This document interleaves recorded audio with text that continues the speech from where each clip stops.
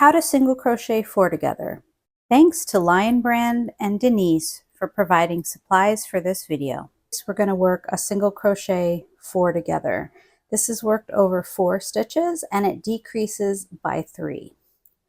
So we're going to do this 4 times. We're going to insert our hook into the next stitch, yarn over and draw up a loop, then insert our hook into the next stitch, yarn over and draw up a loop, insert our hook into the next stitch, yarn over and draw up a loop, and insert our hook into the next stitch, yarn over and draw up a loop.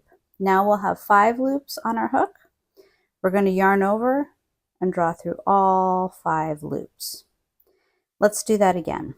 So insert our hook into the next stitch, yarn over and draw up a loop 4 times. So that was 1, 2, 3,